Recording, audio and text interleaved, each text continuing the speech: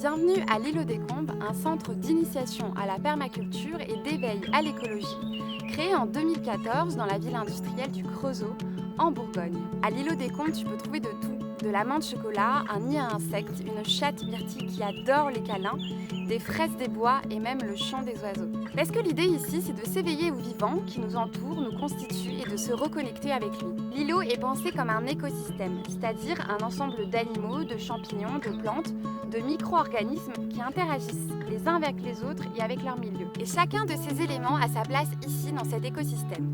Les abeilles ne sont pas exploitées pour leur miel.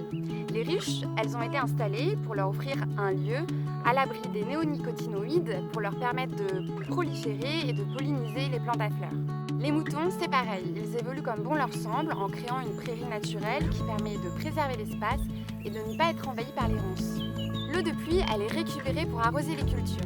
En fait, elle est suffisamment acide, ce qui va permettre de dissoudre la roche et de libérer des minéraux dans le sol. Tout au long de l'année, des bénévoles, des woofers participent à l'entretien de l'îlot et accueillent les personnes qui souhaitent découvrir le lieu, se former et participer à des ateliers.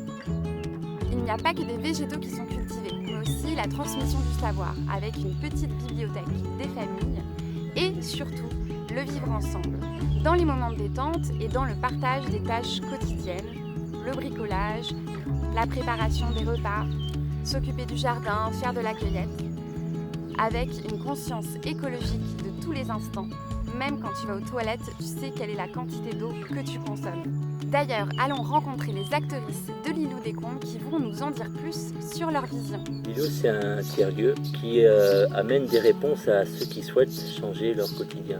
On est tous conscients que la manière dont on vit aujourd'hui, elle n'est pas soutenable, ni pour la terre, ni pour nos organismes, ni pour nos relations avec les autres d'ailleurs.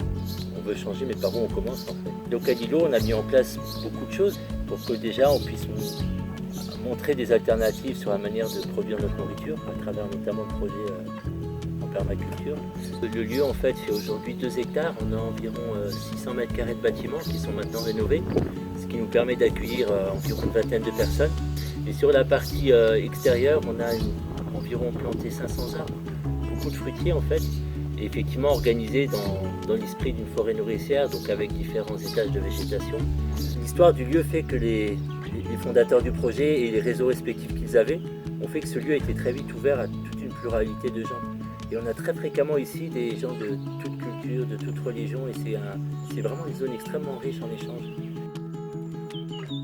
Pour le fait de me reconnecter à la nature, pour les rencontres humaines, pour réussir à me retrouver aussi moi-même.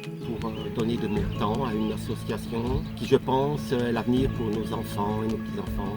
Pour cueillir un tas de fleurs que je ne connais pas, de les observer et de pouvoir même les dessiner. C'est pour organiser un camp en pleine nature avec donc 15 adolescents pour découvrir le fonctionnement du bénévolat et mettre en avant en tout cas leurs compétences dans l'intérêt de l'association.